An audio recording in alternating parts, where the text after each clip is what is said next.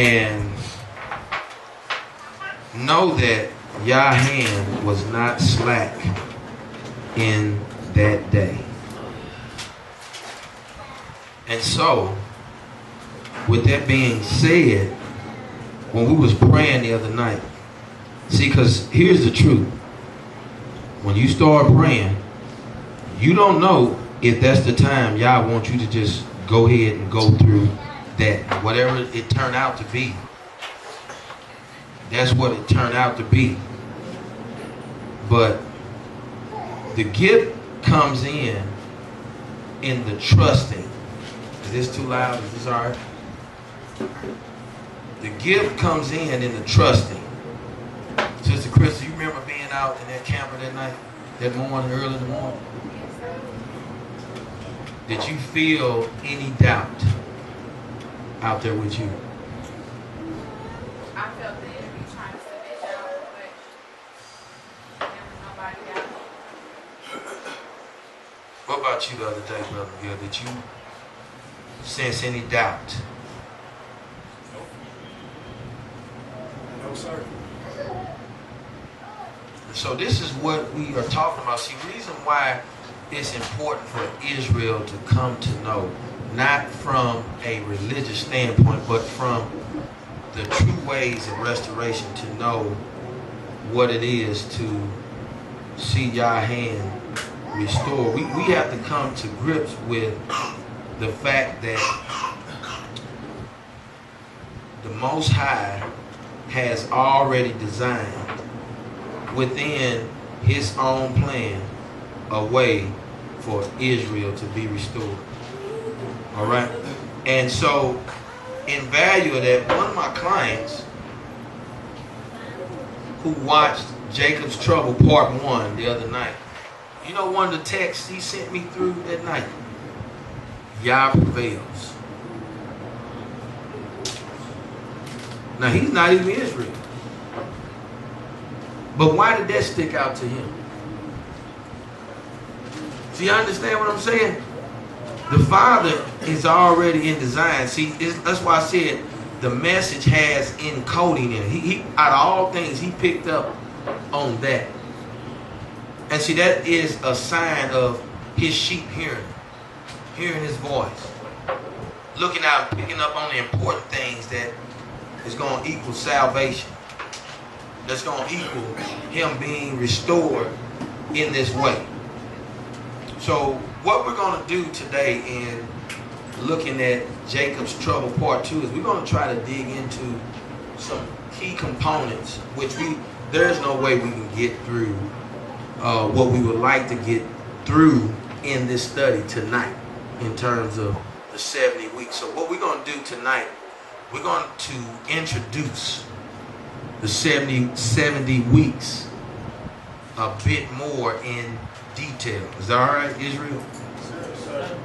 All right, hallelujah. All right, for all of you all who are out there, watching our video on YouTube, and I know we're not live this week, but whenever this message comes to your ears and you have a chance to get your eyes on it, we welcome you back to another Sabbath with us, to this part 2 of Jacob's Trouble. Last time we mentioned that there seemed to be 2 aspects of Jacob's trouble. Now, we have to understand those aspects from the viewpoint of, look at this, Israel being scattered, and from the viewpoint of the time before Israel is being gathered unto the holy, set-apart place. All right? Now, reviewing aspect number 1, scattered Israel. What does that say up there, Brother Gill? Scattered Israel. With each passing generation, we would see that the heathen would get worse and worse against the Most High's people. Now, pause. Is that something that we can say is true? Is it? All right, now I want y'all to pay attention. See, young children, this is nothing that you all know yet, because you haven't been out in the world to experience things. But for us, you know, for me, I have seen the likes of what Yah referred to as the heathens. And I'm going to show you some things today that's probably going to disturb you. But good. Because Yah sent Israel into the scattering or into the dispersed places of the four corners of the earth to get your attention. That's why, see, another one of the encoding signs that Yahweh left for us was in Deuteronomy 28, verse 45 and 46. When he said, because of your disobedience. Then he said that these will be upon you and upon your seeds as a sign and a wonder for how long? Forever. So that was a code for Israel. Whenever that word had reached you, so long before 2010, 2011 had made it here, that word was in that book long before I read it. But when I read it, it resonated in my spirit. And so as that resonated, so is then some of the things that Yah speak to and that he speak of and he speak about concerning the position of the heathen. So let's look at Zechariah chapter 1, verse 15. And I am very sore displeased with the heathen that are at ease, for I was but a little displeased, and they held forward the affliction. Y'all hear that? He said, I was but a little displeased. Right? But the heathen did what? Increased. They increased the affliction. You hear that, Steve-O? So this is why it's important to know that you are Israel. Because, see, you can't look around. Because here it is. This is how we've been getting played for a long time. Slavery's over with. So everything's all right now. Now it's to the point where you are changing things around and you start talking about, I saw something on the internet talking about black privilege. I said, this thing is getting out of proportion. You know ain't no such thing. Ain't no such thing as black privilege. But go ahead, have your way, because this is what the Father's talking about, why the heathen is at what? Ease. So you're at ease with all this stuff that you're doing. That you sweep it under the rug, that it's all right, and you know, you don't have to worry about that anymore. Just so happened, I was at the gym and I was talking to one of the parents, and we were talking about should you or should you not tell a police officer if you have a weapon on you or not, even though you have a CCW. All right, and that's a concealed carry weapons permit. Okay, and I said to him, now he's in law enforcement. I said to him, well, Joe, I'm not saying nothing. Why? Because I'm not doing nothing. And chances are, if you pull me over, then you did pull me over for speed. And everything else, you ain't got no reason. You have no reason, not one reason, to pull me over. I ain't robbed nobody's house. I ain't been a part of no burglaries, bank robberies, murders. I ain't been part of nothing. So you have no reason to pull me over. And if you do pull me over, I'm going to have my wallet, my phones, my driver's license, and my insurance all sitting on the dashboard and my hands on the steering wheel. So now I ain't got to tell you about no gun. Everything you need is right what you want. Here. What else? Here. What else? Right? So now we in the clear. I ain't got to answer no other question about nothing. Smile, and then if this conversation goes the other way, then I'm going live on Facebook. We're going to record this live. See, we got to get smart because, see, and Joe was trying to emphasize to me that you really don't have to worry about it. I said, Joe, See, he ain't really, he don't think he can really feel what I feel, right? He said, I can assure you that you. I said, brother, look, you can't assure me. Joe, I appreciate it, but I've had my own experiences. When you rolled up on me when I was younger, when I was a teenager, that's why I feel like I do about all of this. See, I ain't just wake up in the morning, I hate police. I didn't wake up in the morning with them. But seeing things go on and knowing the history, see, because what happens is, it seems that somebody has forgot the history that has taken place. We don't know how harsh this stuff is, but some of this stuff we're going to put up is going to be, it's not going to be really graphic, but in terms of mental imagery, it's going to cause your mind to work a little bit. Okay? All right, so everybody still with me? All right, hallelujah. All right, so reviewing aspect number 2, the full time of that Jacob's trouble comes to be is us knowing when it started or when does it start, or knowing the aspects around Jacob's trouble really coming to the fullness. All right, so these are some things that we're going to have to look at over the next few weeks in the course of this study. We're going to have to take a look at the 70 weeks. We're going to have to take a look at the abomination of desolation. And of course, the Great Tribulation. Now, one I didn't put on there is the Day of Yah, because that is included in the Great Tribulation. Because at the end of the Great Tribulation, what's expected? Huh? The Day of Yah, right? He coming. Okay? So we can expect that. And so in this, we have to figure out where we are. So before we go to the next screen, let me ask this question. JC, I'm going to ask you, Brother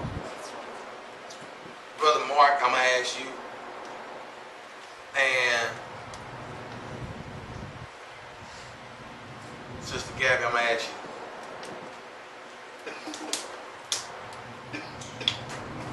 So, from a Christian mindset, a Christian standpoint, what is the viewpoint concerning the Great Tribulation? They won't be here. So, see, and it's out there, it'll be raptured. And, Brother Mark, what does that mean? So some people don't know. So somebody may look at this video and not know things. I got a bunch of people who don't even go to church. They're going to be watching this. Yeah, so there's a debate whether it's going to be before the tribulation, during the tribulation, or after the tribulation that they're going to be raptured. But that just, most say before the tribulation. So that alleviates any responsibility on their part to do anything. So they don't have to prepare. They're not going to experience any difficulties or any kind of hardship. They're just going to get beamed up. Right. You're right. They're going to get beamed up. And so the problem with that is that the word says endure to the end. And that's where we miss it. So in the likeness of the Great Tribulation, what is the expectation with the Great Tribulation for the saints, Sister Getty? What is our expectation for the Great Tribulation? Yeah. Well, one, we're told not to be awestruck. And our expectation is the Messiah coming back through the clouds. I mean, that's the great expectation, that when tribulation is coming, then we know that he'll be coming through the clouds with his 1,000 upon 1,000 saints, and we be. Excellent. Why? Because see, if you Israel, see, when you look through the book, this is why we've been going through these studies piece by piece. Especially when we did the study on why we call ourselves Israel. And we looked at the Messiah, who the Messiah was sent to. We looked at the promise of the Holy Spirit. Because all of this plays a part to the end. At the end, the generation should have gathered that the one who came to Israel to now allow us to be set free from all the sins and generational curses that had come down from our forefathers to cause Israel to be scattered in these different nations. And now we do suffer from the hand of the oppressors. And so, even in Revelation 2:9, he said, I know that what? So, with him saying that, then everybody, you can look at the tone of the disciples. You can look at the tone of, some of the prophets. You can look at the tone of other believers that was around in the Brit Hadashah in the New Testament. And their tone was, even Paul said it, looking for that blessed hope. You hear? Because we digging in right now, though it don't seem like I'm planting something in your mind. Because see, Jacob's trouble is what it is. Trouble means what? Trouble, right? Distress. Ain't no way around it. Because if I asked you, what is trouble? You was hanging off the side of the mountain. I'm standing up there. You better tell me that less than 0.2 seconds, would you? You'll know exactly what it is because you're hanging off the edge. Death awaits at the bottom. So when tribulation come on the earth, you know what it talks about. There's going to be a lot of people being destroyed. Right? Right. Hallelujah. Okay. Let us move on. All right. Our main goal for today is to learn more about the 70 weeks. All right. Here we go. We're getting ready to illustrate some truths that hopefully bring about understanding for Jacob's trouble now and in the future during the time of the Great Tribulation. So this is why we want to look at it, because when we start reading some of these scriptures in Daniel, then there are some things that from a Christian standpoint that's unclear about the 70 weeks. And then there are some things that's just unclear, period, if you haven't dug into it. Like we talked about the other week just in conversation about the weeks wasn't 7 days, but the weeks were what? 7 what? Years. 7 years that was being referred to. So we're going to look at that. All right? What is happening to Israel now in the latter days before the Great Tribulation? What's happening? Somebody tell me.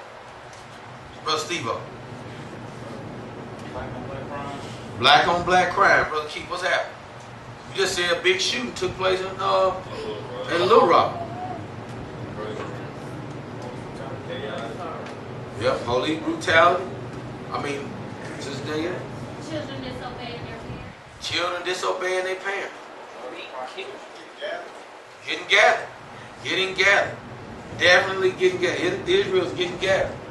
Testimony Brother Miguel had yesterday. We are running into folks who is, if we are prepared. See, and that's what I've been saying all of this time. I'm getting excited because to be prepared as an Israelite for the time that's coming is being filled with the Spirit and being ready and able to minister truth to those who we're going to come across and then have a demonstration with it. Right? It's going to take some serious prayers and folks who y'all hear in the time of this great distress that's coming.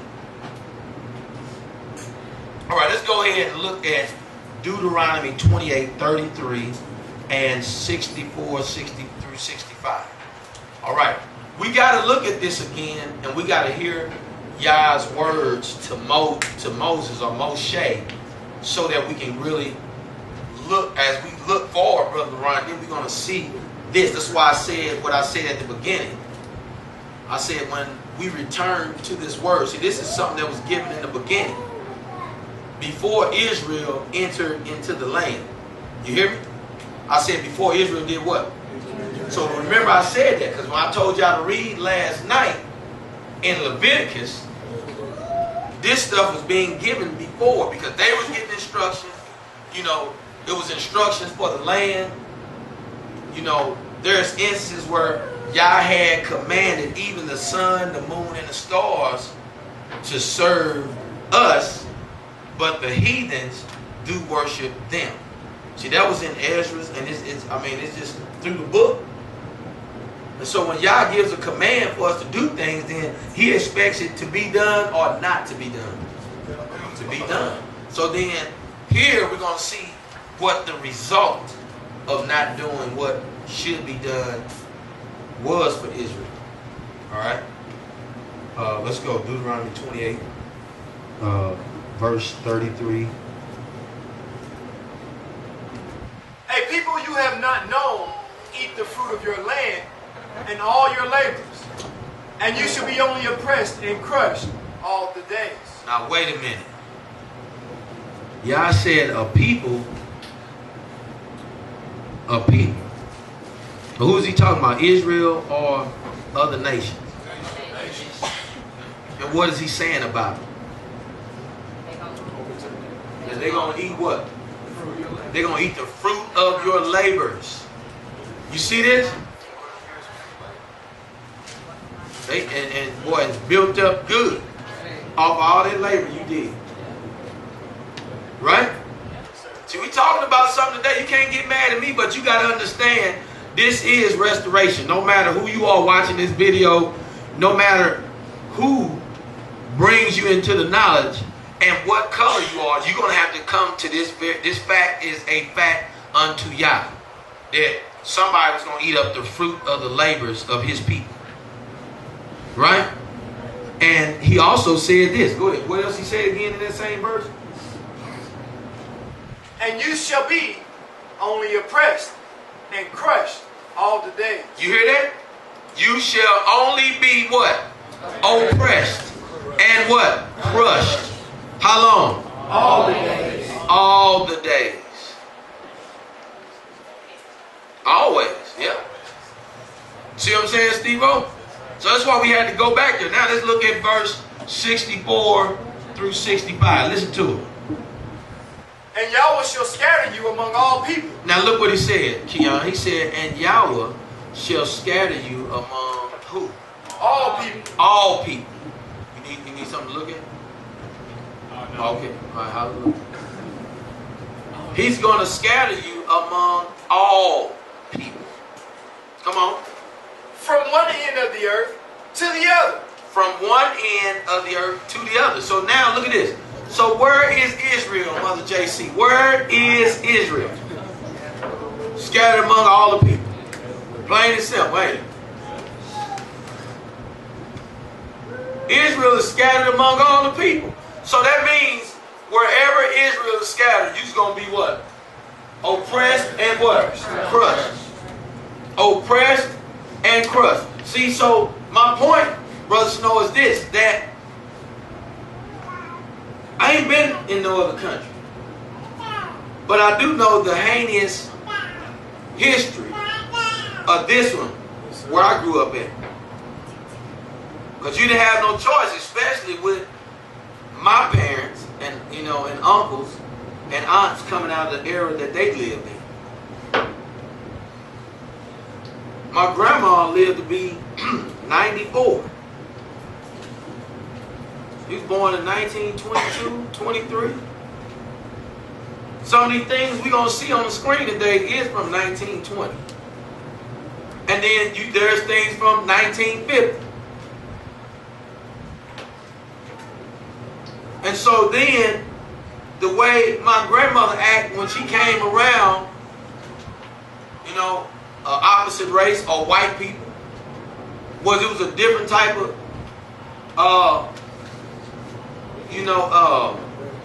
what you say? Well, not reverence. You have inferiority. That's how my grandma used to be. It was automatic. I just wonder, you know what I mean? See, when you can't help, when you see that, know that, then you, what can you do? I can't change that. It's embedded. All right? Is that it?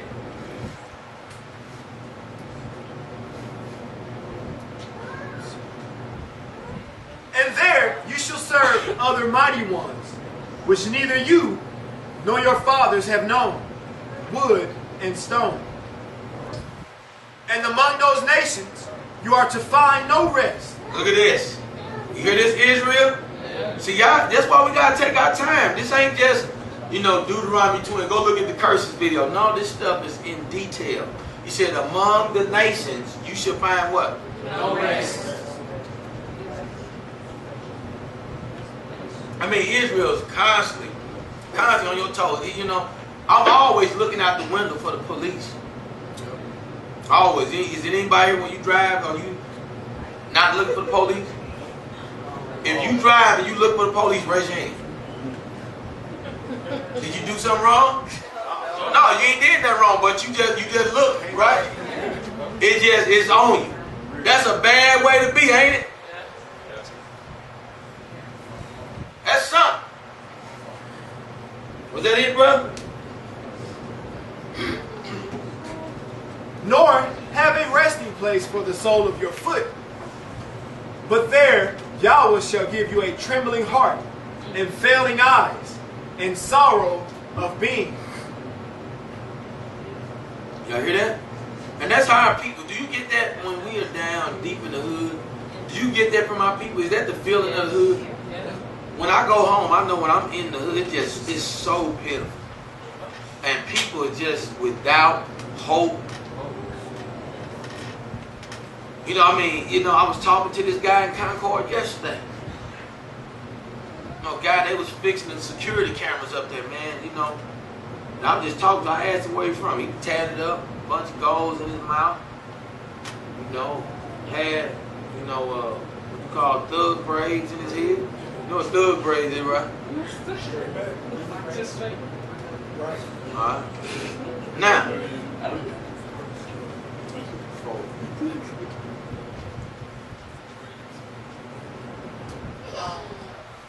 alright. Now, but that wasn't a concern. His appearance wasn't a concern. It was that I said, let me test it out again. I said, man, what you think about all of these killings that's taking place in youth? Stuff that's just happening, police brutality. He's like, man. He said, man, it's just time up, man. I'm so sick of it. I don't know what's going to happen. I just feel like something need to happen soon. It's just, I mean, just like he said, it seemed like it just ain't no hope for us. But ain't this what y'all saying? It seems like we just gonna be without, right? Come on, let's go. All right. So now what we're gonna do is we're gonna bring what we read in Deuteronomy 28:33 and verse 64 through 65. We're gonna bring that together to really look closer at how Jacob is getting along today in comparison to what is written in this chapter. Now, we're going to look at that. So we heard what it said, right? Does anybody not understand what Yah was talking about? Okay. So, now we're getting ready to look at some recent troubles. All right? Recent troubles. All of it's Jacob's trouble. That's why I said things that are now, and then things that are up to the great tribulation. All right, here we go. Who is that? Philando Castile. Now I looked at this. His blood on. I was on the page and all this. You know, just all this different artifacts of his murder, and you just see the seat just riddled with bullets. Seatbelt, blood splashed everywhere. And then if you had saw that video, you saw he's stunned. Why am I getting shot? Why am I getting shot? He at least had a chance to ask that question. But let's go on to the next screen. Philando was shot by the police, the law, to protect and serve. To protect and serve, Brother Keith. He was cooperating, but obviously if you told him you had a CCW and you do have a weapon on you, right? The jury sided with who? Now look at this. But he was rewarded or awarded $3 million civilly. How did that work? If you ain't guilty, what? You ain't guilty and not guilty. Come on, let's keep going. All right, Alden Sterling, murdered in Baton Rouge. All right. Now, while he was on the ground and they held him harshly, all right, they shot him close range. I mean, he wasn't that unruly. And look, no charges was filed at all. Y'all hear this, Israel? See, I'm trying to really get you to understand when Sabbath over, you go be disobedient, you forget that this stuff is going on. This is what's written in the book. And the great, that word great, the great tribulation is still yet to come.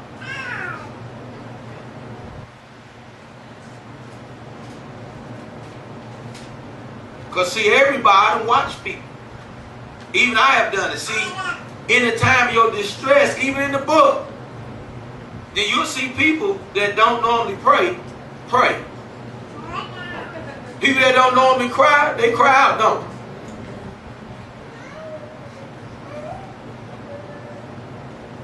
Y'all know how to break that hardness. So you can halfway believe it when that heavy thing comes. You praying like, boy, hey, like you have one of them cotton fields. Praying that it's over. Let's go. All right, here, now we're going to look at historical troubles. This is just over the course. Because see, if we see all of these things that have taken place in recent times, and they haven't stopped yet. Have they stopped? After a long history of things that have already taken place, and we're going to take a look at some of them. All right, this is Julius Perry. All right, he was lynched by a mob for voting. He was a prominent man. He owned his own farm. He was a businessman. And they went, and I'm talking about a full mob, went and got this man, and boy, they proved a point. Now, first of all, when you can go in that manner, what is behind all that? What type of spirit is behind it? Huh? Say it again. Hate. Remember, Yah said that if one says that he knows me and he keep not my commandments, the truth is what? Not in him, and he is a what? Liar. He is a liar. And so we know that Yah says that if you love him, then do what? So if you don't keep his commandment, then the opposite of love is what? Hate. So folks that are not operating in the commandments and in the love of the Father is able to commit this type of heinous act with no regard. It occurred on November 2nd, 1920. Alright? The Ocoee Massacre. Alright? Julius Perry was murdered for voting. As many as 50 or 60 people were killed. Look at this. 500 blacks were driven out of Ocoee. Look at this. This was considered to be one of the bloodiest days in American political history. Y'all hear this? You see this? Did you see that man hanging up there, Gabe? Did y'all see him? Do you want somebody to hang you, Lene? Why not? It ain't fun? No, it's not right.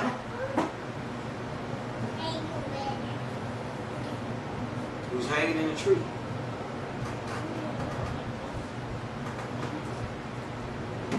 All right. Look at this.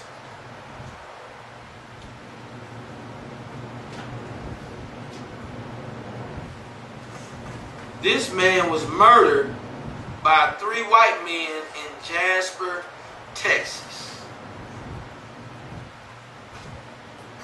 This is recent. Very recent. In fact, I have a handout that goes along with this whole entire study from, with all the parts that we're going to do on this. That has all of these links. The number 6 link is one I want you to take your time and go through that. It just goes through. You didn't even know that many things happened. School teachers died. Protesters. Other whites that was trying to help. People was getting pulled out of their house in the middle of the night. The night riders was the claim. This stuff is just, and we talking about, so you got to hear this word today. Because when we start getting down to the scriptures after this stuff, it's mind-blowing how on point Yah is. This is why we don't have time to waste in what we are striving to accomplish in Yah. See, the whole purpose for being here today and being a part of this congregation is that you have found out that you are Israel. And so in restoration, there are things that you are going to have to be equipped with. All right, you're going to have to be equipped with. All right, this was James Byrd Jr., murdered in Jasper, Texas on June the 7th. When? That was about 150 years ago, wasn't it? This is recent. Byrd was dragged for 3 miles. Byrd severed his right arm and his head. His torso was dumped in front of an African-American cemetery in Jasper. You see this? Hate. See, this is what Satan is all about. This is what Satan is all about. Y'all gotta pay attention. Don't fade away. I need y'all paying attention. Duluth, Minnesota, lynching of 1920.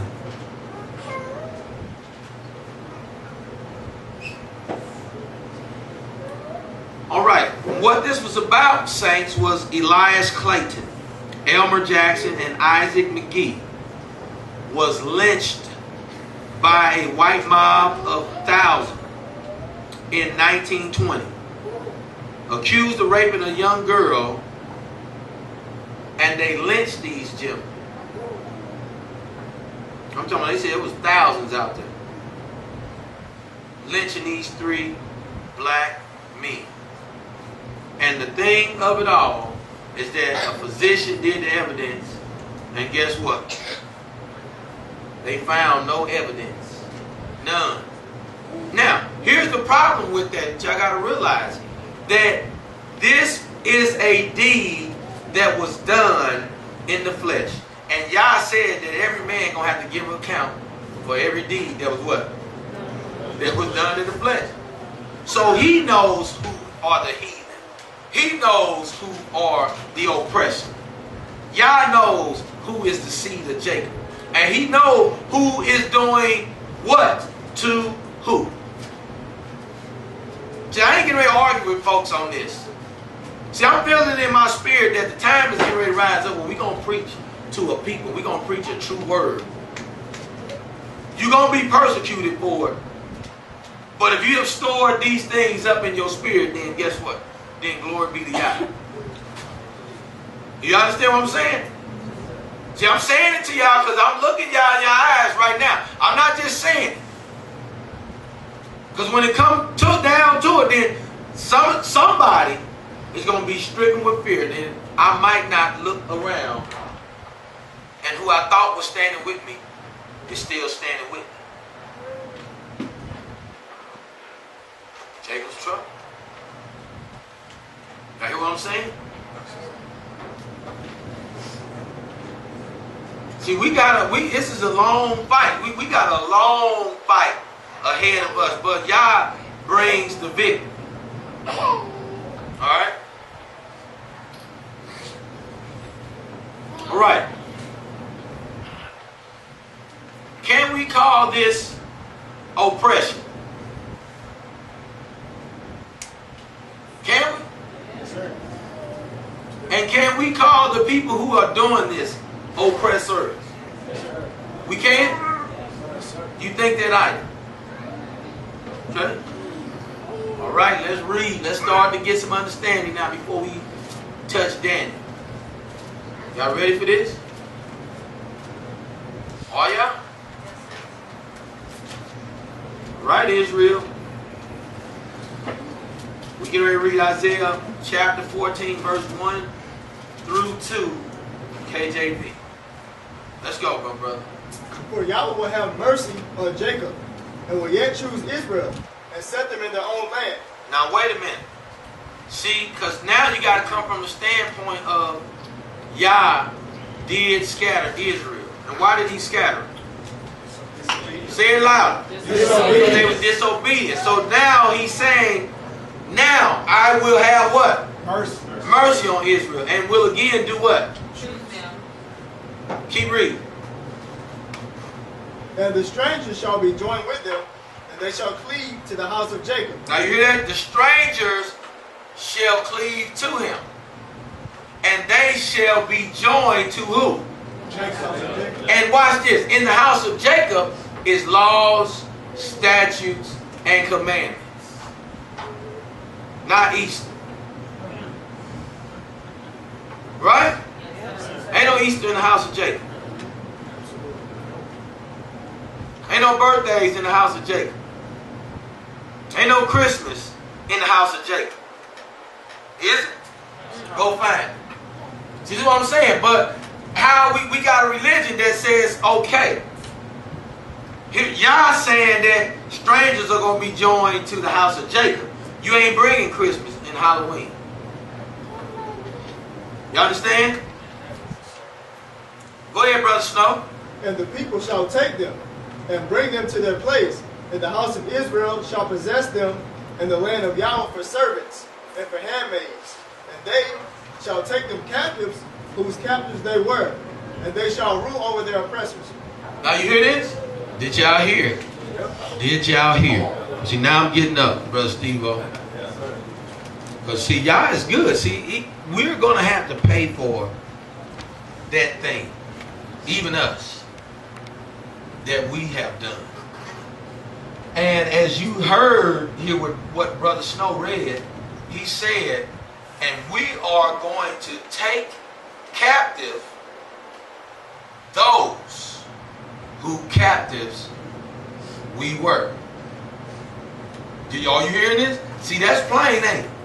So when you hear that, Keon, what does that make you think about? Does it make you think about the people who were slaves will now have the people who enslaved them as slaves? That come to mind, don't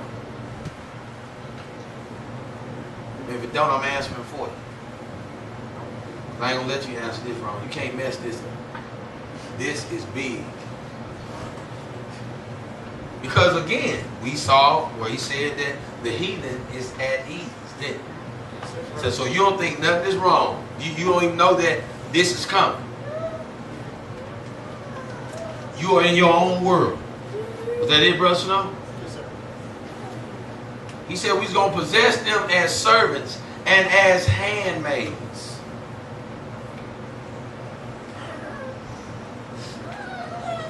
This is what Yah said. If you're in the house of Jacob, you're going to be possessing the nations as servants.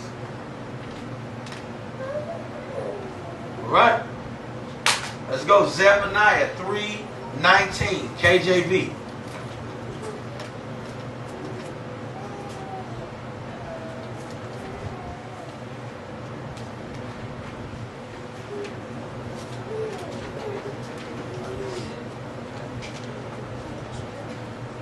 Zephaniah 3:19. Ready, Brother Snow? Yes, ma'am. All right, go. Behold, at that time I will undo all that afflict thee. Now stop. At that time, I will undo all that afflict thee. Come on. And I will save her that haunted, and gather her that was driven out. And I will give them praise and fame in every land. Now you hear that? See, you was driven into all of these lands. And he said, wherever I shall drive you, you shall be not called what? A proverb and what? You shall be an astonishment. Right? So now he's saying that now I will get you fame and praise in all the lands where I had scattered you. Are you listening to this? See, we taking our time with this because you got to understand this is where the blessed hope come in, and Sister Kim, in knowing the troubles lie ahead, but this also lies ahead. Right? Because everything we saying is evident. We saw evidence. Did you see evidence, Danny? Yes, sir. Did you, Keon? Did you see evidence up there? That oppression went on, is going on, and will continue to go on until. Because he said you're going to be oppressed always. And then there's even a scripture we're going to read during this study that's going to say, now the time of your oppression is up. Now I'm just paraphrasing. So I want you to understand, you know, so when we get there and we point it out, then you're going to see the righteousness of Yah, and you're going to see everything that we're talking about that further verifies that you are the chosen righteous seed of Israel. All right? Let's go. Was that it? Go ahead. And I will give them praise and fame in every land where they have been put to shame. All right. All right. Now we're going to read Zechariah chapter 2, verses 4 through 8. Now I want y'all to really listen to this. Listen to this really well. All right, let's go, Brother Bill. And he said to him, run, speak to this young man, saying, Jerusalem is to be remain unwalled because of the many men and livestock in it. For I myself am to her, declares Yahweh, a wall of fire all around, and for esteem I am in her midst. Now stop. Now, what we talking about, this is the day that Yahweh has now gathered Israel to his holy mountain. And Yahweh is expressing that, hey, go tell everybody, we ain't going to need no walls now. Because I'm going to be as a wall of fire around the land, around my people. Hallelujah, brother. Yes, sir. Yes, sir. See, this oppression is going to be done. And see, that's, you got, but to even read that, to believe that, you had to have seen Yah manifest itself in your life to even understand. Where you ain't at that point operating in fear. And I don't think you can make it to that point. Let's go, finish reading. Oh, and flee from the land of the north, declares Yahweh. For I have scattered you like four winds of the heavens, declares Yahweh. O Zion, escape, You who dwell with the daughters of Babel. For thus says Yahweh of hosts, for the sake of esteem, he sent me to the nations which plundered you. For he who touches you touches the apple of my eye. Now you hear this? Come on now, you hear the Father? He who touches you touches who? The apple of Yah's eye. Come on, hallelujah. Give him a, come on.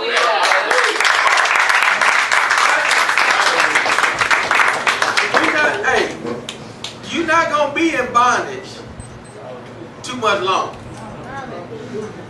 The hand of Yah is going to move. I'm saying that this is one of the messages. I almost feel like Martin Luther King standing up here. Because you can just sense it though. You can just feel that the oppression and the times is winding down so fast that we have to get this in our hearts. We got to get true understanding before this day is on us and we are not fit to rule in the kingdom because of our lack of knowledge and because of our lack of understanding where we need to be on this thing as the children of Israel returning unto Yah. Y'all hear me? Hallelujah. Was that it, bro? All right. So here it is. So this leads us to the point that we know the heathen is and has overdone it in affliction beyond the intent of Yah, right? So it leads us to this point. So now, let us look at the 70 weeks. We're just going to intro this. But in this, I want to do some discussion with this because now we have to not only, teach and preach, but we have to present in such a way that now you who say you're Israel, raise your hand again if you're Israel. Right? Israelites, are y'all Israelites, children? Over there? Okay. Jerry, are you Israelites, son? All right, Jerry. All right, hallelujah. So let's see what's in store. All right, learning about the 70 weeks, all right? We're going to get understanding on years and Sabbath of years. Y'all hear that? Yes, sir. Years and what? Sabbath. And Sabbath of years. All right? We're going to learn what the reference of week is, all right? See, today is going to be general information. See, remember this whole study is Jacob's trouble. And I said we in Jacob's trouble now because we talked about just the preliminary things in Jacob's trouble. And then even in the first study we talked about, things that could be concerning Jacob's trouble without us going and searching and getting details like the coming of a man of perdition and people being beheaded. And all of these things, those are just details we were talking about that's going to be going on somewhere in these time frames. All right? We're going to look at the 70-week purpose. We're going to look at what that is about. We're going to get scripture on it. We're going to dig into it. Then we're going to, look at actual time breakdown. Okay? And then we're going to look at Zechariah's and Daniel's prophecy. So we're going to do that. And then we are going to be done for the day. But then when we come back to the study, then we got to really start to dig in. We got to get some definitive meaning. All right? On a few things before we can really understand what this comes down to. Because I'm going to say this, and this is just kind of like, one of them game shows where you can just give out a detail. In Daniel, it talks about the 70 weeks were from the time of the going forth of the commandments to the time of the desolation to the taking up of the Messiah. All right, so I'm going to just leave you with that, but then we got to get understanding on all of that. And so there are things that specify when prophets lived, when did they speak, what time frame they lived in. There are leaders and when they lived and what time did they reign. And you know they know when they people was in, and they got that down pat from day one. Right? So with that, then that gives us an opportunity to evaluate when. And if we're going to look at something from Zechariah and Daniel, then we have some things to look at.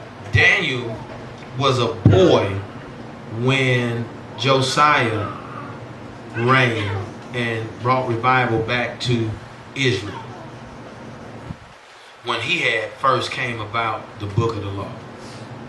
So Daniel grew up in that. All right? And so those are just some side notes as we get ready to dig in. Y'all ready for this, Israel? Yes, sir. Hallelujah. Let the Most High lead us as we look at some of these things. All right, let's go ahead and open up to the 70 weeks scriptures. All right, we're going to look at Daniel 9, 24 through 28. Did everybody read that last night, chapter 9? All right, then we're going to look at Leviticus 25, 2 through 10. All right. All right, and this, we're going to take our time with this. Okay? Because there are some things in here, especially in Leviticus 25. And Brother Snow, I know you saw it today. Then, Mother, we talked at your house the other night. Then, Gabby, we talked about it the other night. We was talking about, you know, where the Jubilee fell on, the feast that it fell on. And looking at the importance. Because then there's a lot of details in the book of Revelation in Kazum that gives details that lines up with those feasts. There is things written in the book of the law concerning order that goes along with those things. And then there's things that describe, that the Messiah described in Matthew 25 and 24. They go, oh man, this thing deep.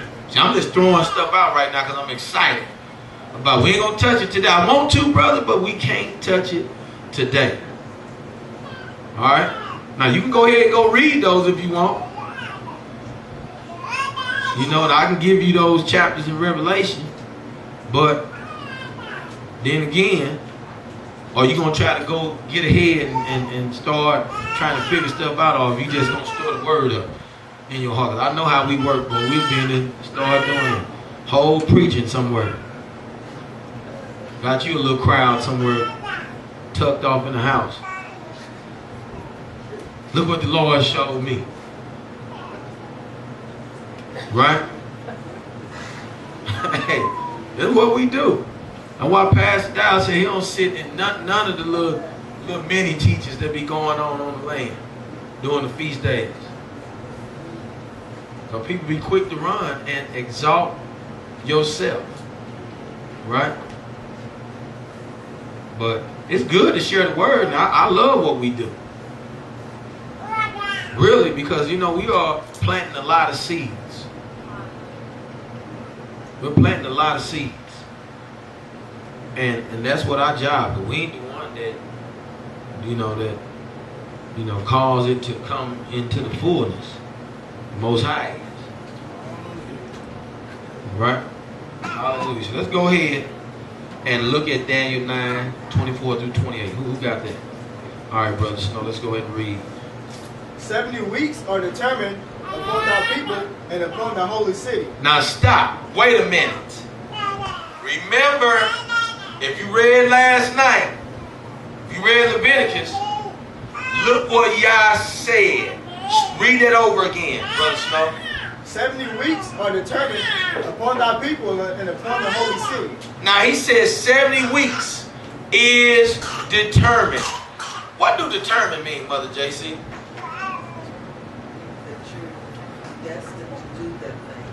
Right? Or, what if you go before a ruler and they assign a determination? What does that mean?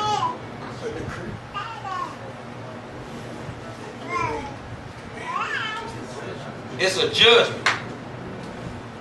It's a judgment that's laid out. So Yah said that determination is laid out on who? On the people and what? And the holy city, which is in the land that was promised to Jacob, Abraham, and Isaac, right? It's a determination on it. And Yah is telling Daniel about this. Y'all got to listen, because I told y'all to read. Come on, finish reading.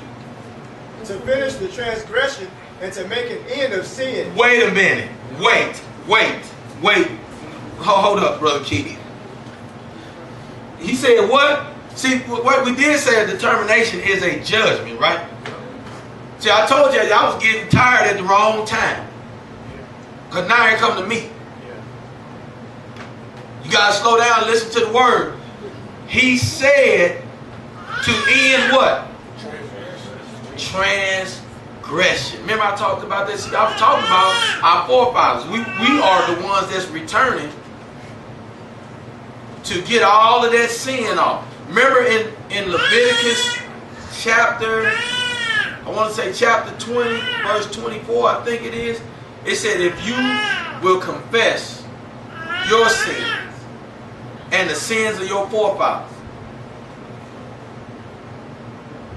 and will keep my commandments. Now I'm paraphrasing, and I may be off, so I know all you folks that love, you just be waiting to comment on you. You be waiting. They be waiting, Brother Keith. You going to hell. Yeah, that ain't what he said.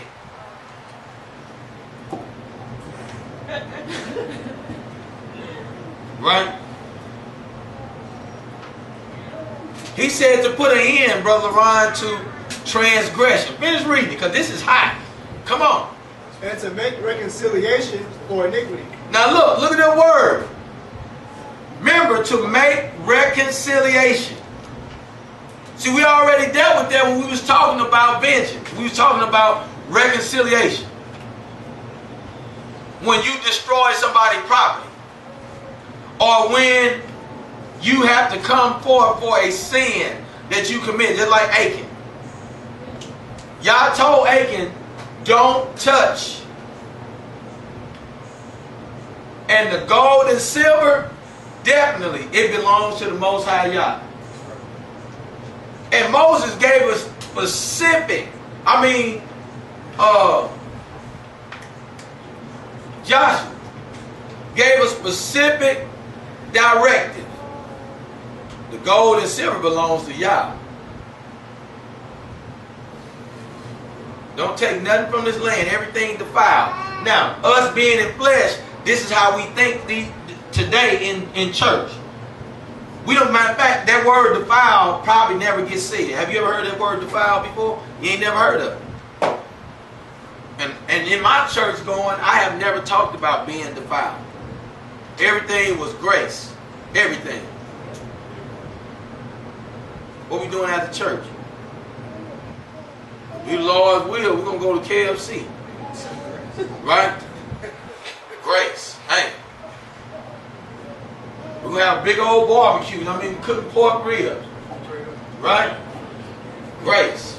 Everything, some of the stuff, you like, how grace go with that?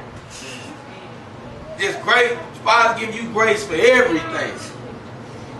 And it just ain't absolutely nothing to do but say the name Jesus. Yeah. Right? Come on, but y'all look what y'all doing to these people, making them pay. You owe it back. It's like back pay with y'all. Come on.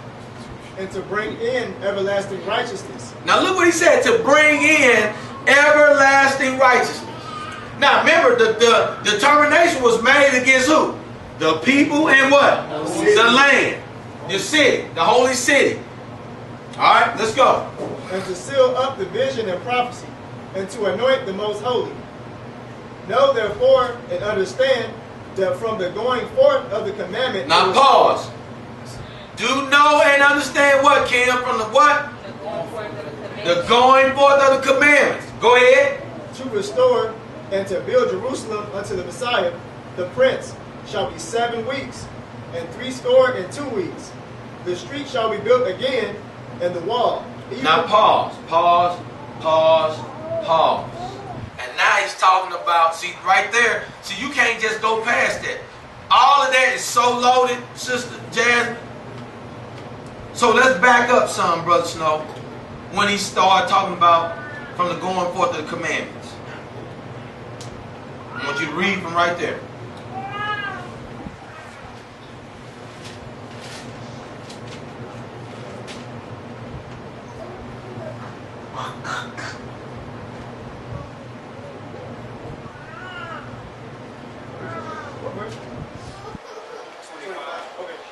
Know therefore and understand that from the going forth of the commandment to now stop. What did Yah say? Know and what? Understand. Know. See, I ain't hear y'all. Know. Understand. Know and understand. He talking to who? He said, my people perish for what? And all you're getting, get what? Understand. Come on, Israel, since y'all sleep. See, here we talking about something that's concerning the future of Israel. And we same, look, we the same people. We the same people. We got to get somewhere. Daniel has a key. This is what we talking about.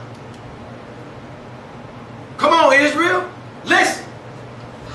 Know therefore and understand that from the going forth of the commandment to restore and to build Jerusalem unto the Messiah. Now, wait a minute. He said to build Jerusalem unto what? The Messiah. To build Jerusalem unto the Messiah. See, all of these are time frames. See, them is time frames, so you couldn't possibly be talking about 70 weeks. You hear this, CJ? You couldn't possibly be talking about, because look what he said, from the going forth of what?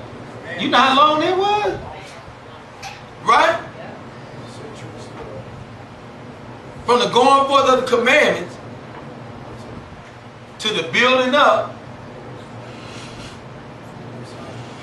to Messiah. Go ahead. Shall be 7 weeks and 62 weeks. Now see this? Them is two different time frames. He said it shall be 7 weeks and 60 and what? 2 weeks. 2 weeks. Huh? 60 and what? 2 weeks. Come on. The street shall be built again, and the wall, even in troublous times. And after 62 weeks shall Messiah be cut off. Now you hear that? See, we talking about some. All of them is broke down. All right, all of those are broke down. We gonna pull it up. And he said, even in what? Did you hear? See, there go them key words, Brother LeBron. We just be reading. It just don't, it ain't nothing, no value. We just read. Read right through it. You know what I'm saying? Read right through it. That's why I told Gabby, I said, I'm trying to test something out. I said, read Leviticus 25 to verse 9. So I know if y'all, soon I read it, I know what y'all did. Bam. Y'all he be doing it. Pop. I'm like, wait a minute. As soon as I read it, it's just like he started matching stuff up. Pop. Pop. I'm like, wow. Hold up. Wow, y'all, you want us to get this. He want us to get it. See, this ain't no, we got to quit playing Israel. Because this stuff, the word, remember, the word is locked. You hear me? It ain't made open to everybody. Right? He revealed his secrets to who? His servants.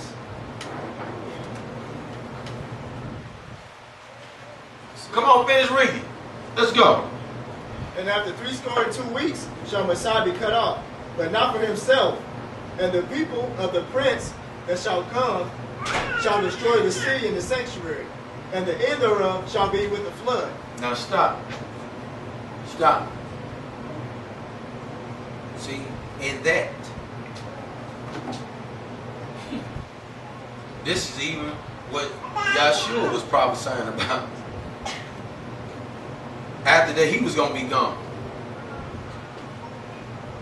So the next time when we get to this, then we got to evaluate. We're going to evaluate the time frames next time. We got to really dig in prophets and time frames and who is who. So now we finna get assignments on this.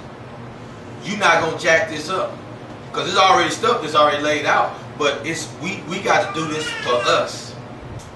This is stuff you're gonna be talking to your children about. That you after this is something you're gonna have to get down in your children because you are Israel. You gotta make sure these people know this. You have to make sure even your family that's not in the way. You are going, after we get done with this study, you should be able to go to your family and start pleading with them on account of salvation and what's to come. Do you understand? See, that's more than just we sitting here for Sabbath. Right? Finish reading. And unto the end, the war of the desolations are determined. And he shall confirm the covenant with many for 1 week. And in the midst of the week, he shall cause the sacrifice and oblation to cease. Now stop. Now listen. That's a whole nother time. He said then you got a 1 week. And if we learn what we're going to learn about what was revealed to Daniel about weeks, then we know that that's a time frame of what? How many years? Huh? 7. No, 1 week. 7 years. So then, now, let's talk. So then, the tribulation is supposed to last for how many years? 3 and a what? So now, this where we're going to look and see that time frame come out of that part that Dan was talking about. Y'all hear? We're going to get into this, mother. Alright? We about to get into this. But that's why I'm breaking it down so you can see the moving parts. I said we ain't finna do a whole bunch. We just gonna touch where there's things that we can't just read over. That we gotta dig in. We're gonna spend our time this week and the next week and the next week digging into this before we get to the next time we have this, because we're gonna be in the city next week. But the studying starts Monday. The seeking Yah face for understanding starts Monday. Because y'all won't just give me understanding, he'll give you understanding too. He said if a man lacked wisdom, what? Right? Didn't he? I ain't listening. Israel, the same old Israel. Did? Hallelujah. Come on, brother. And the oblation to cease, and for the overspreading of abominations, he shall make it desolate, even until the consummation that determined shall be poured upon the desolate. All right, a lot of words there, even to the consummation. It's a lot of words. Boy, that Daniel, that right there is, I mean, you could sit right here in this chapter. Steve, I'm talking about, you can sit in this chapter for a year. And come out of this thing like, oh, so we're going to be in Jacob's trouble for a while. Unless Father drops something else on me. Oh, we finna dig, like I said. So when you understand this, then look, man, y'all didn't speak out of the mouth of his holy prophets for no reason. And this is why Yahshua said, think not that I have come to destroy the law, nor the prophets. Because if he would have known the prophets, then guess what? Then we wouldn't even need to be reading this. Right? When he got so much meat in it. All right, you ready? Leviticus chapter 25, 2 through 10. Is this stuff exciting or what? Yes, sir.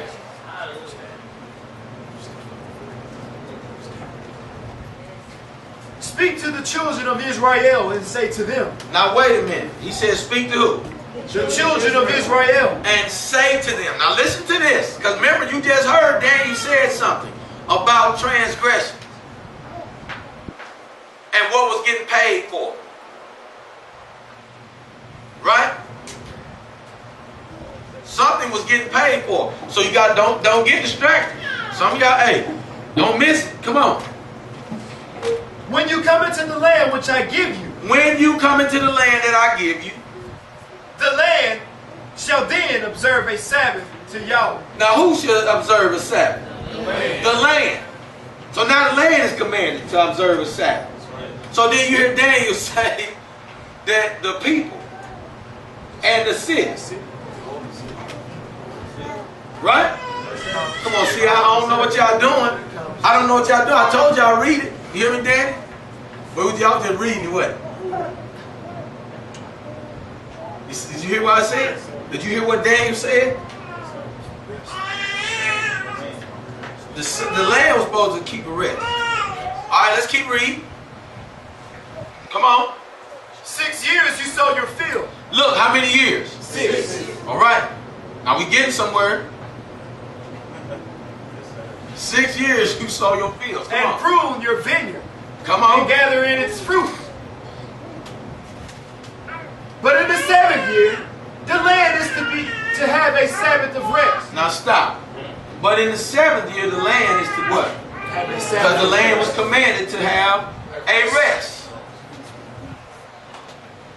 7th year is completion. No, don't have a revelation. No.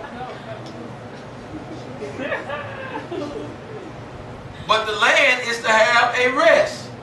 The 7th year completes it. The 7th year. Right? Yeah.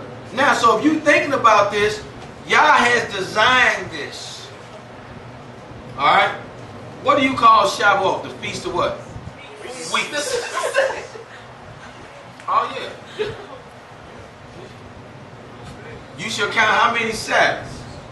7. Right? See, this thing, it ain't nobody else that can design this except Yah. You can't design this. You ain't got that type of mind in your head. I don't think. But that's what I'm saying. So then when we go from just keeping our weeks, 7 Sabbaths, weeks of days, 7 days, 7 days. 7 times 7 is what? 49. Pentecost is what? The 50th. Right? So we just touching the base today, Brother Snow. But it's going to mean something. Let's keep listening. Come on.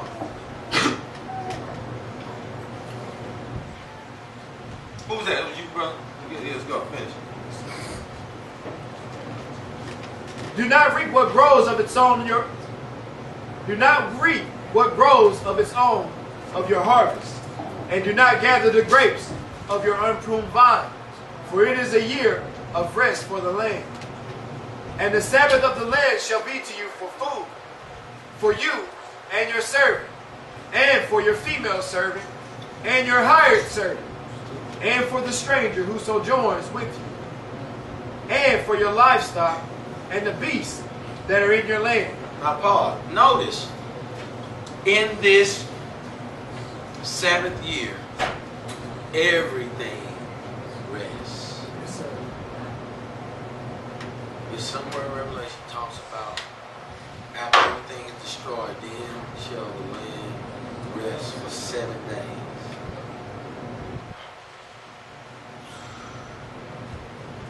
Remember that. You're going to see it in this study. You're going to see it. See, y'all bringing all this stuff to mind. I'm sitting there thinking like stuff we read in the Apocrypha years ago when we were living on Woodson. The father started bringing mind. Remember you read this? You didn't know what? Now you see what I'm doing? I'm just like, what? That's why you can't disturb me this week. I gotta get to this. This is so, it don't make sense. I can't wait to go read when Sabbath is. Because it's that powerful. Finish reading. And you shall count 7 Sabbaths of years for yourself. Now look what he said. You shall count 7 Sabbaths of what? Years. Come on. 7 times 7 years. And the time of the 7 Sabbaths of years shall be to you 49 years.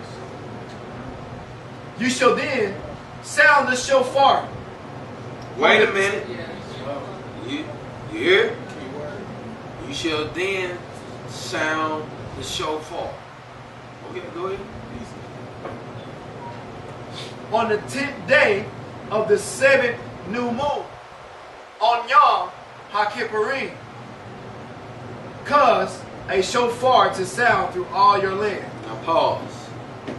You at verse 9, right? Yeah. Now, hold up. Let's pause. Now watch this. You got a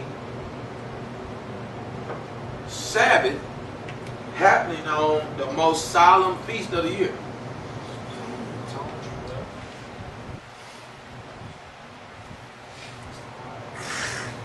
But y'all better hear me. That is the most solemn feast of the year. Is atonement not, Brother Mark?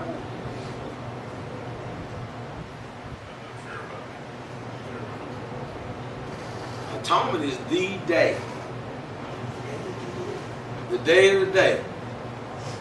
That's when Israel had their sins atoned for everything. That's when you washed. That's when everything went out. That was the refreshing. That was the refreshing. That was the start over. See, I ain't here. Yes, sir. Right? And remember, every 7 years was the restoration. And it was the rest. So we talking about looking forward to this in the end, where you talking about all things shall be made new. See, Messiah talks this talk. He talks this talk knowing that the atoning is going to come. Now, so when we start looking at it, it says, sounds the ram's horn, the shofar. You have the Yobel. You have, the the Jubilee is a certain type of horn. Jubilee is a certain type of horn. So it's a ram horn.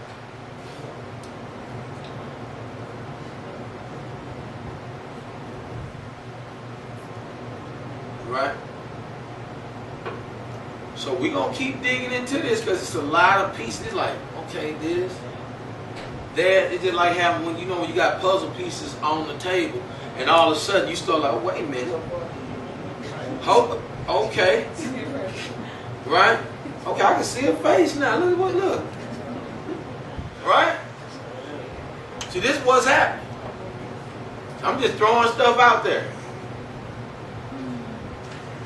But by the time we get done with this day here, it's going to be awesome. You're going to understand.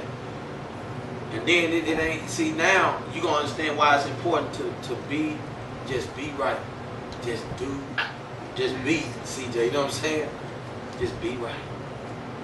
Because it's coming. This home stretch is coming. Hallelujah. Hallelujah. All right, finish reading, Brother McGill. And you shall set the 50th year apart and proclaim release throughout all of the land to all its inhabitants. You shall proclaim release. So remember, he told you that Jerusalem was going to be downtrodden until the time of the Gentiles be what? See, in that day, the time of the Gentiles is going to be fulfilled. Oh yeah. The horn going to blow. Your day is up on that day.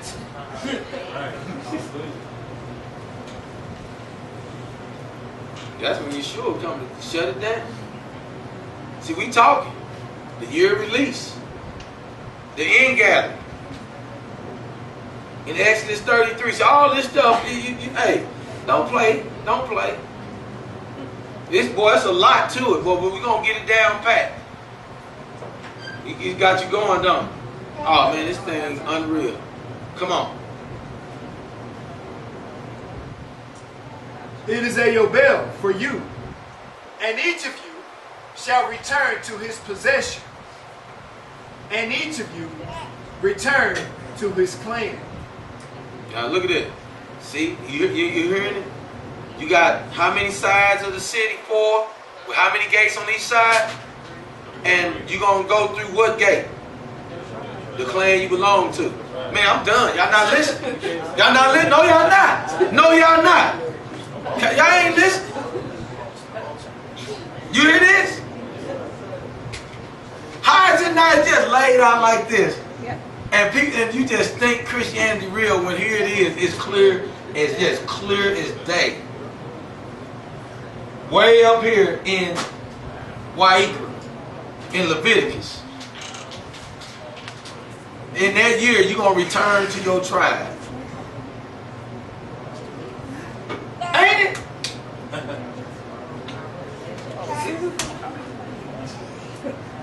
You see this, LeBron? Man, I told y'all this was going to be powerful, Steve-O. I told you, brother. I told you, man, y'all is good, man. I was happy all week. Like a big kid with a big bag of candy, just jumping around. There ain't that much room in the trailer to run around. I was going back and forth in that mother. What? Yeah. I got something in my head. Thank you. But guess what? I didn't get all on the internet teaching. I ain't did nothing. It's finna go out right now with y'all. But what I did do, I was talking and bouncing things off the saints. Ever seen what was it gonna hit your head? Pain. Pain. It ain't going in.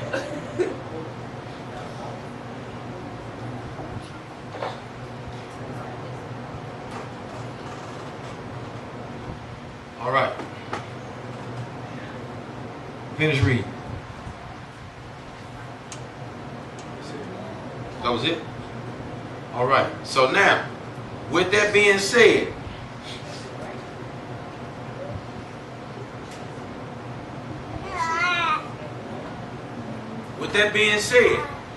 before we move on, is it anybody here now have a little more insight about the 70 weeks than you did before today?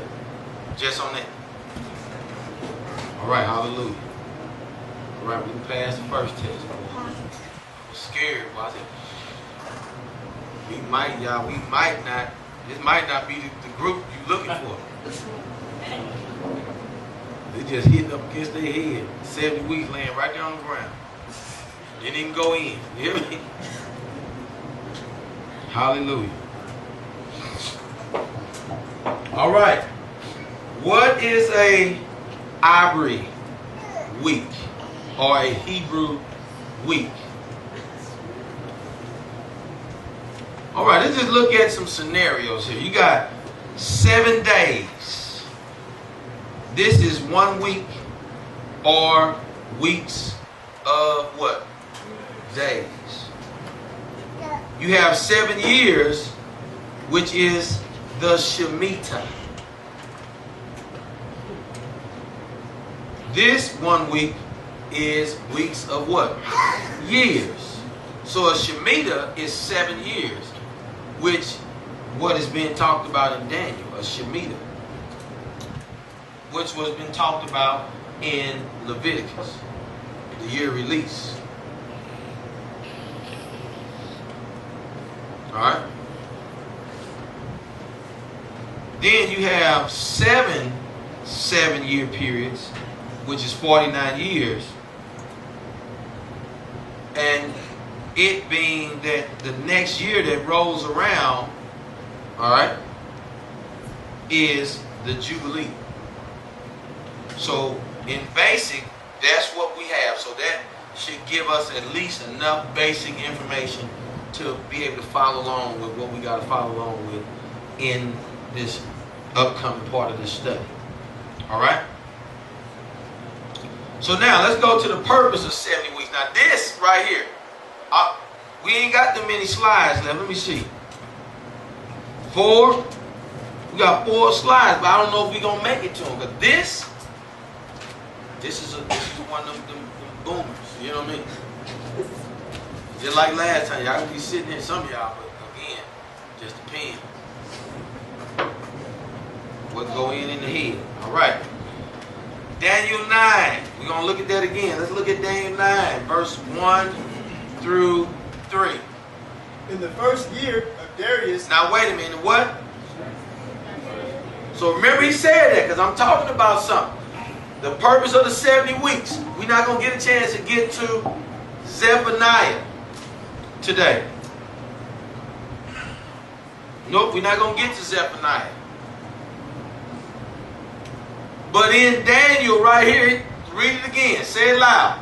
In the first year of Darius, the son of Ahasuerus, of the seed of the Medes, which was made king over the realm of the Chaldeans, in the first year of his reign, I, Daniel, understood by books the number of years wherefore the word of Yahweh came unto Jeremiah the prophet. Now stop. Look what he said. He said he understood by books the word of Yah concerning what?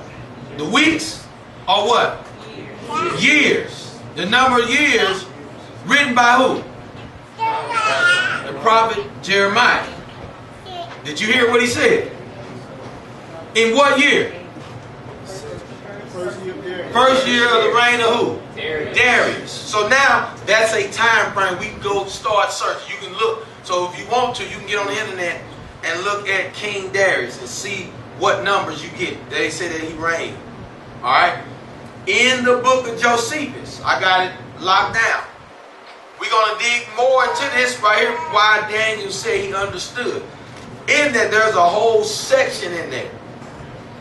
In Josephus, where he's talking about the reign of the Medes and being in that, being under that, and going more into the things that was coming in terms of desolation, abomination. All right. But again, like I said, we introduced, but this is a good introduction, ain't it? All right, was you done, Brother Snow? Go ahead and finish reading. That he would accomplish 70 years in the desolations of Jerusalem. Now, wait a minute. He said that he would accomplish. That means it's going to happen. 70 years of the desolation of Jerusalem. Now, so us reading it and reading it from a standpoint, you thinking Jerusalem going to be desolate how long? 70 years. Right? How many months you think that is in 70 years? Come on, y'all. 960. Right? Mark deal with finance, no? I know some of y'all ain't had school with boy so long. It's like 940, 940. Well, people, I see my eyes going back to here. Straining them. Don't just stop before you have a stroke, boy. Straining your brain that hard. Good. 840, yeah, 840. We getting close. 840. All right. So 840 months. Listen. 840 months. Do you think 840 months is enough time to cover from the time of the going forth of the commandments to the building up of Jerusalem unto Messiah, until the time of Messiah's death? You see what I'm saying? Exactly. So, but how many people thought about that when he said Jerusalem desolation for 70 months? See, Ezra was talking about that when in chapter 13, when the woman was crying. He was just talking about something Ezra talked about a little bit in chapter 13 about when the woman was crying and she was concerned for her son going into the bride chamber. And Ezra said, why, talked to her about why are you crying, seeing that Jerusalem have been without her children for almost X amount of years. So he was talking about something that was powerful. Not that it gives detail to this, but he was talking as if he knew that Jerusalem was going to be desolate for a long time. And that she was dying. So he was feeling sorry that Israel was exiled and had only but a little while in that time frame. And so as children who are concerned, because Ezra was concerned, like, well, if we the holy people, you made the world for us, and this and that, then why are the heathens, the Gentiles, ruling over us? See, same thing with Jeremiah. It was like, because people like, we in these captives, the land of the captives, how long is it going to be? And then they start inquiring. Then here go Yah bringing wisdom. And he bringing so much wisdom. Not only do he give Daniel wisdom on the things that was happening in his day, or that was going to be happening in the course of the repayment or the reconciliation of the 70 years, but of the things that was to come in the end on how the true Jubilee was going to come in. Now hear what I'm saying? Yes, sir. Is it making sense? Let's go. And I set my face unto Yahweh Elohim to seek by prayer and supplications with fasting and sackcloth and ashes. Now wait a minute. You see what he did? He didn't drink Smoothie King for a week. Y'all hear me? They ain't put it in, boy. We want to get sanctified and holy, boy. Well, I'm just drink Smoothie King for a week. Well, he ain't went through nothing.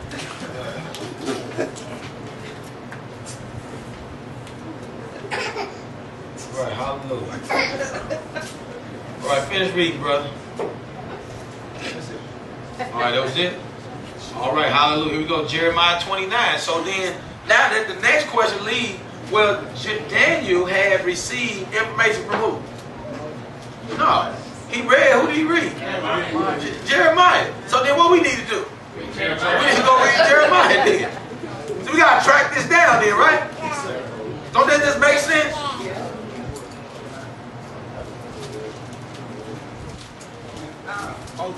I mean, don't make this hard, y'all. Don't make it hard. All right, let's go.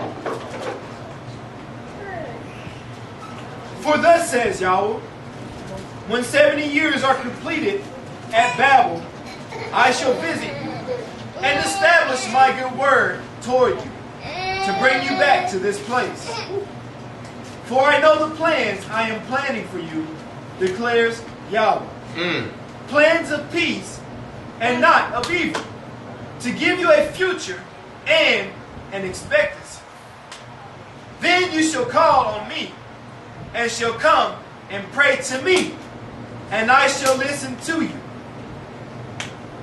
Now, even that's loaded. See, in this right here, first of all, he said he knows the expectancy to give you what? Hope. Right? Come on, see if y'all been paying attention. And see, not only that, but even when I was reading it, the question comes is, because this is why the time frame, we can't just go through the time frame. We got to see, okay, well, when was the 70 weeks? Or is it one set of 70 weeks? Because Matthews go through and say, between Abraham and David, there's how many generations? 14. And between this generation, there are 14. And from the time that they spent in to the time was 14 generations. Because they call, instead of calling Jeconiah in Matthew, I think they said Coniah. And Jeremiah referenced Babel, the time they spent in Babel. Who was the king of Babylon? See that? Now, so then that means we get another time frame, don't we? Then we get a chance to research. See what I'm saying, Josh? He's going somewhere, ain't he?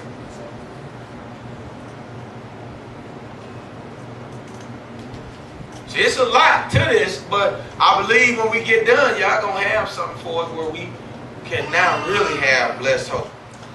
Now, if you don't line up with that, that means that you just ain't Israel. You just been here faking.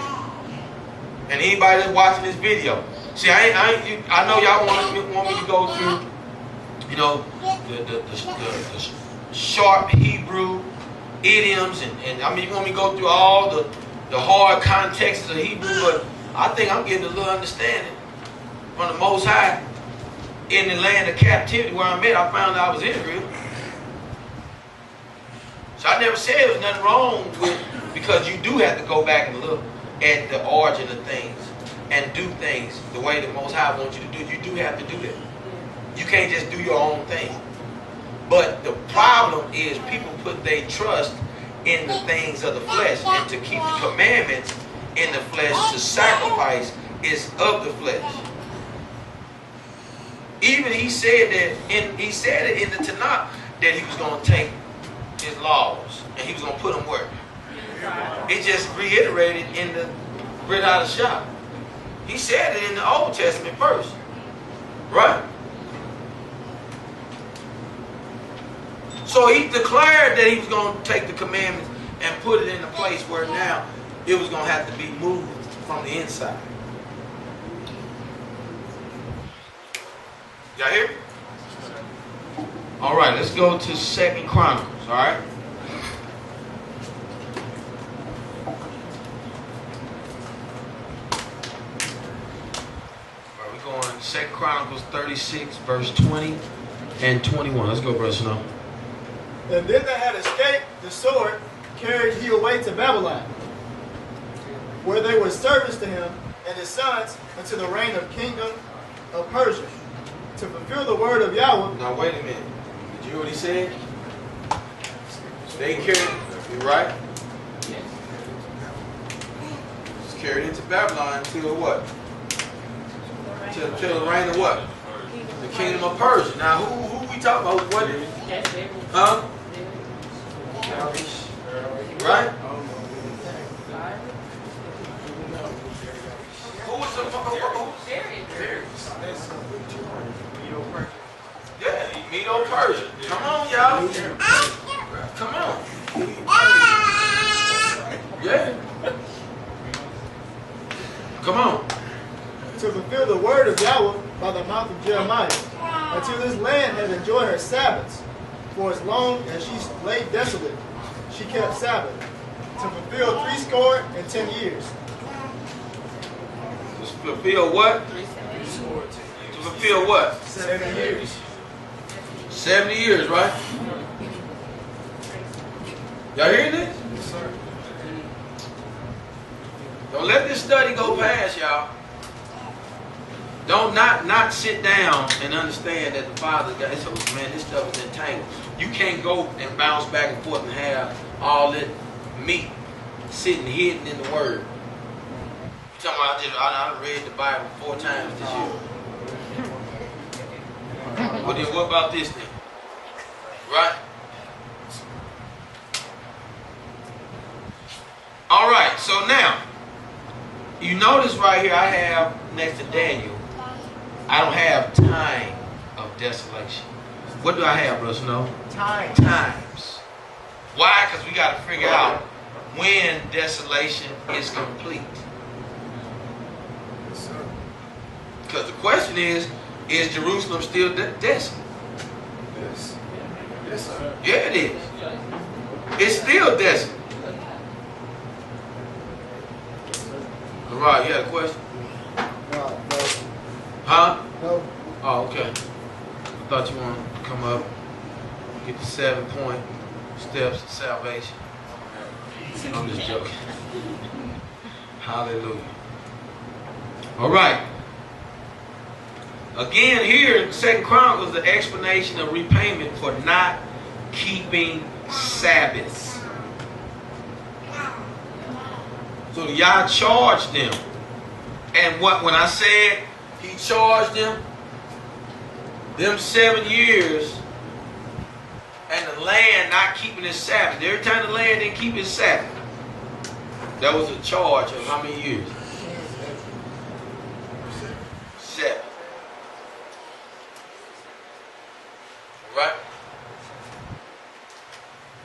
Because the land was supposed, in 6 years, you supposed to do what you supposed to do. Right? Now, if he charged Israel, then what about us not keeping the Sabbath? Now, all these Sabbaths.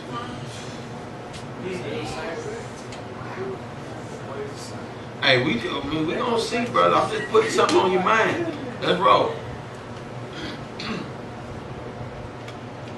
All right. The requirement was 1 year for every missed Shemitah. All right. For a total of how many years? 490. All right. So the 490-year period breakdown is 70 Shemitahs. There's 10 Jubilees. All right, let's go to the next one. All right, here's a chart of 70 weeks. 7 weeks. So this is how many years right there? 50. It completes it. The 7 years is a complete number. Right? It completes it.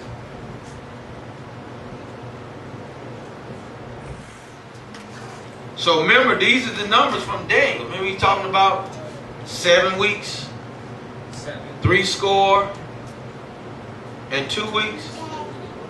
And then he talks about the 1 week at the end.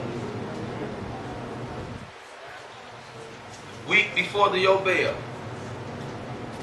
9 Jubilees. Just remember that chart. We gonna dig into that. We talking about this. And then when we really break Daniel down, we got to go into this. I'm counting on some of y'all. Now we're gonna pray. Y'all gonna bring forth. He gonna bring forth the understanding. But I want you all to dig in, because remember I said this is important for us as Israel as we get understanding to begin to live righteous and to make sure that our children come up and understand. They gonna need. Look at them little children. Though. They gonna need to understand this.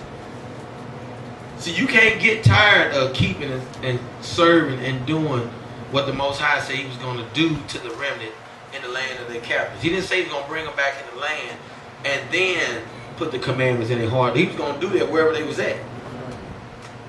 And we looked at it today. He said He scattered them among some of the people.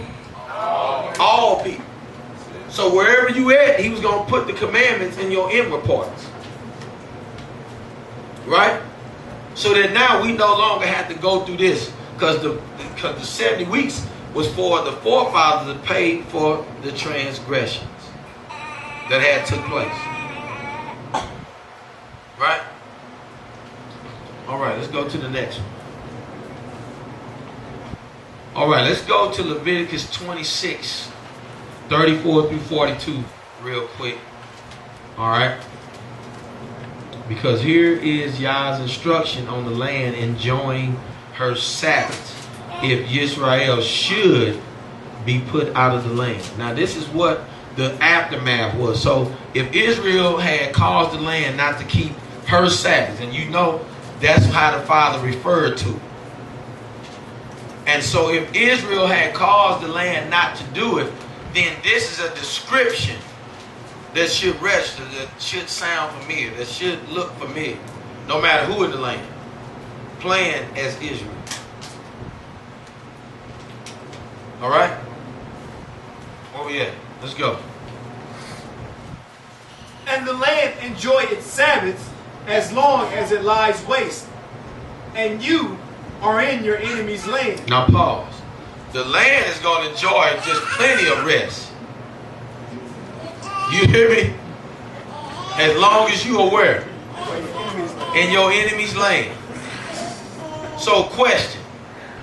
Is Jerusalem enjoying her Sabbath?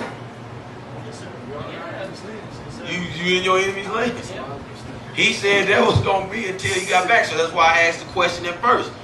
Was the desolation time of desolation or times? Times. You know what I mean? Because it raised the question, is it only one 70 year? Or is it another set of 70 years? Or what is it? Let's wait, because that's why I said we dig down, we at least going to get somewhere.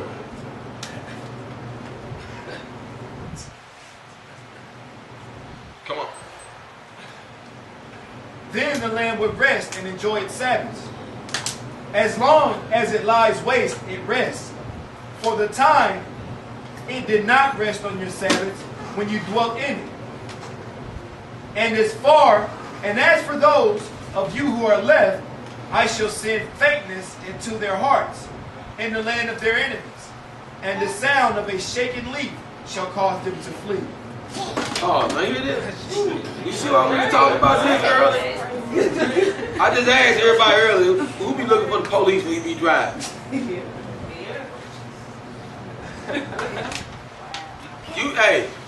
When you be so all thrown off when the police get behind you, do more crooked driving than straight driving. Come on. And they shall flee as though retreating from a sword.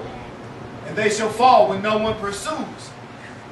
And they shall stumble over one another as from before a sword, when no one pursues. And you shall be unable to stand before your enemies. And you shall perish among the nations. Come on, wait a minute. Are y'all listening? Yes, sir. But this is what we closing out on. This right here before we come back. See, we going right back to that again. Because he's expressing in this that the land is enjoying her Sabbath and the land is laying desolate. But he's also explaining what is happening to Israel, why the land is laying desolate. I'm going to say it again. He's explaining what's happening to Israel, why the land is laying desolate. So you know when his people is back, because he said you're not going to have to put any walls around the city. Because he's going to be the wall of fire. See, we talking about something right now, CJ. See, this thing is too deep to be playing games with. You hear me, mother? I know it's a lot today. I know it's a lot. But it's for your hearing. Remember, man shall not live by bread alone, but by what? Every word that proceeds out of the mouth. So we talking about, this is bread that he's feeding us with. This is powerful. You cannot miss what he's saying. I mean, this thing is so detailed. I told you he's saying, is he not saying what's happening?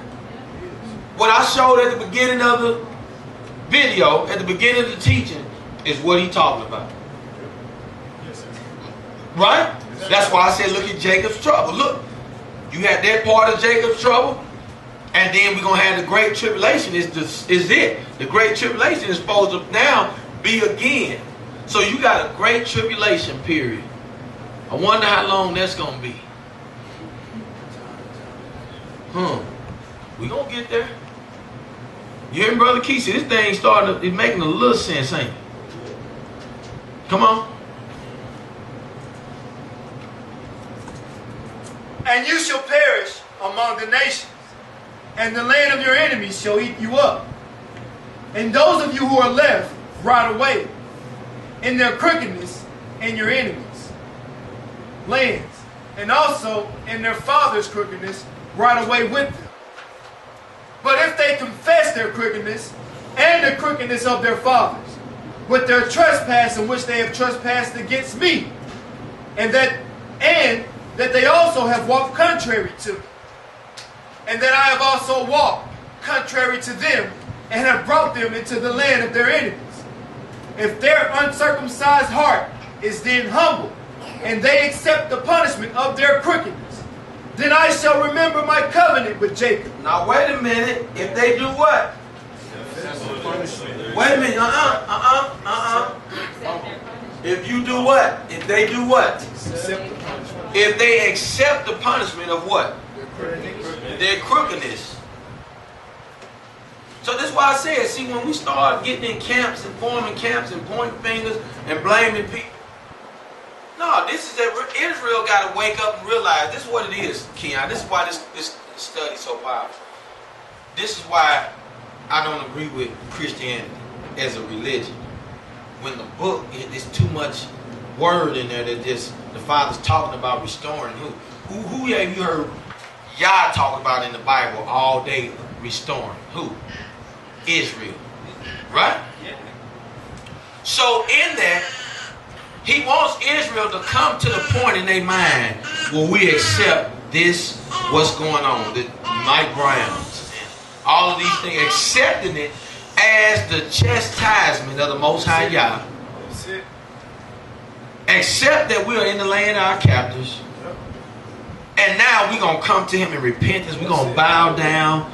Yah, I realize now that I have walked contrary to you. Just like he said. I don't no longer want to walk contrary to you, Yah. I want to follow you everywhere you go, Father. I want to be with you. I am your people. I confess it with my mouth today before heaven and earth. I am going to stand for righteousness, Father, all my days. Father, I'm going to follow you. I do look for that blessed hope that you said. Father, I believe your word. Father, I put you in remembrance of your word. You said if we would turn to you, you would turn to us. See, this is what we're talking about. Do you understand, Israel? See, Yah is setting it up. When you get understanding, then it changes the whole dynamic of what you're doing. It changes the whole dynamic of what you are walking in, what you walking for, why you believing, why you calling yourself Israel. Quit playing games with the Most High Yah. Quit playing games with him. The word is true. It confessed. I mean, the word has shown us today that, boy, it is a Yah in heaven. And he got this thing already figured out long before you came, all right? Long before you came. When whatever sin you was walking in, Yah already had this plan. And he had the day set for you to come and dwell in righteousness. Do you hear me? Hallelujah. Hallelujah. Hallelujah. Right? Come on, Israel. Hey, the word is true. The word is true. Brother LeRon, the word is true. This is why I be passionate about this thing. This is why I say I'm tired of people playing with Yah. Because look, you can't do what he do. You ain't got no plan of escape, a plan of salvation and restoration like the Most High Yah got. Look how much detail we got in today. Did you get any understanding today, CJ? You're gonna have to go back, ain't you? Was there something in it, Brother Mark? Was there some meat in it? We got to quit playing. Let's go ahead and finish this up.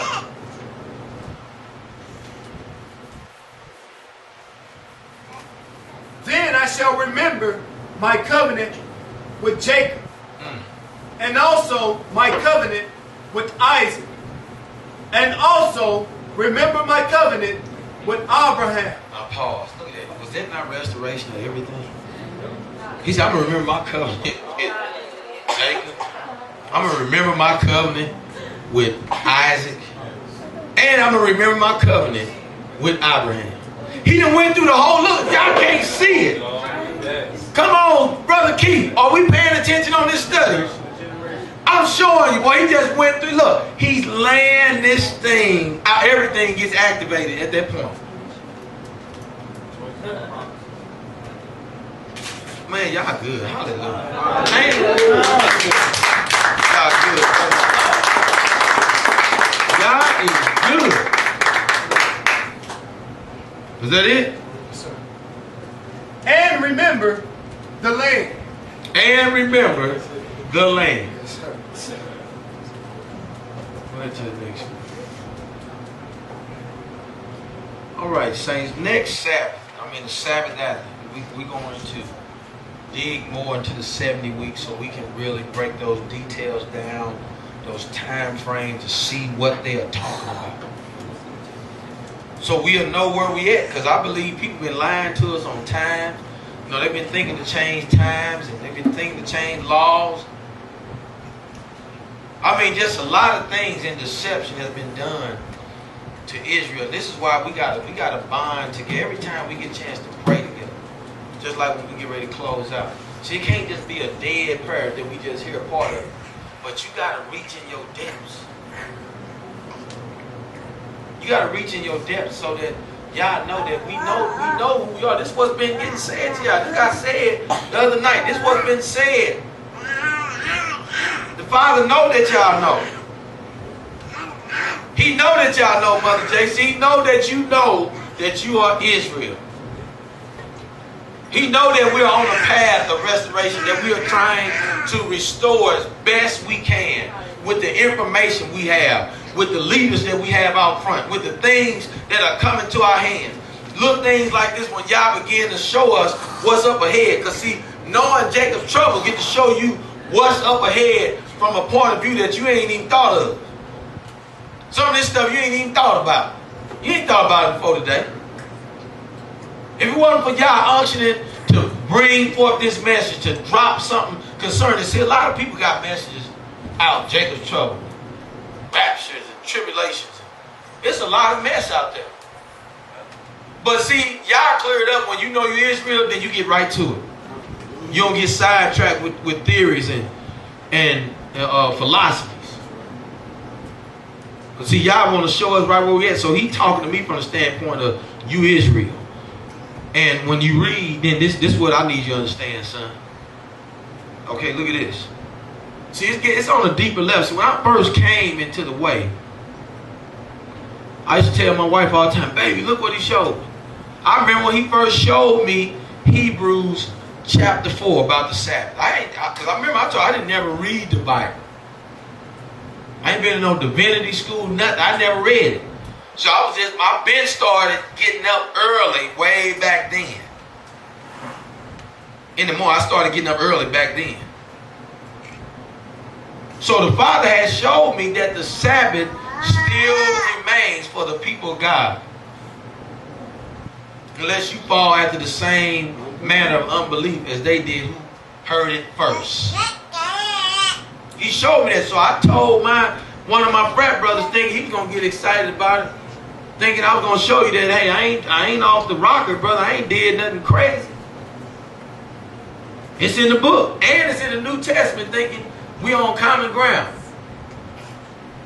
I ain't started talking to him again until last year. That was back 2011.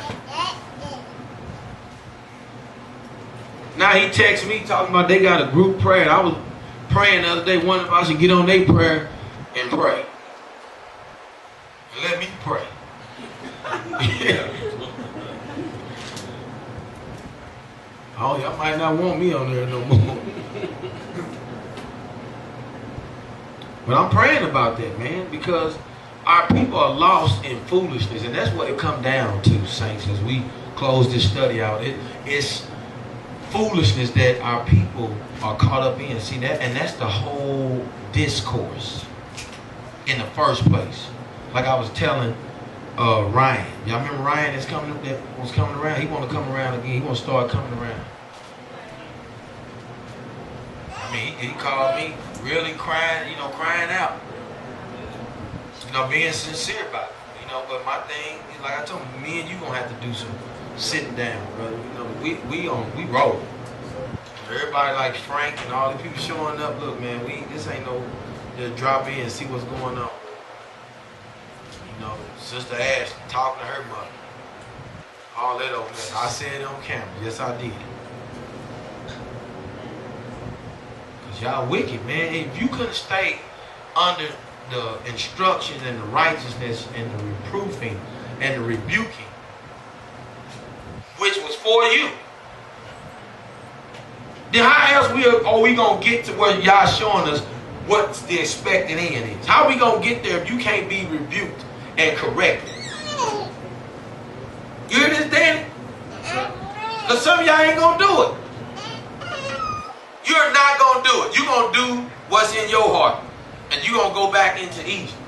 Just like they talked about in Jeremiah 44. You're going to do exactly what you want to do.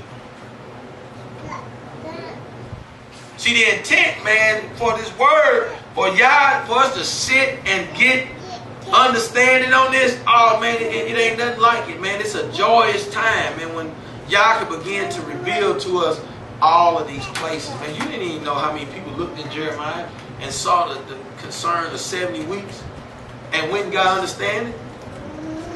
It's like we're doing the same thing that Daniel did, that they did in 2nd Chronicles.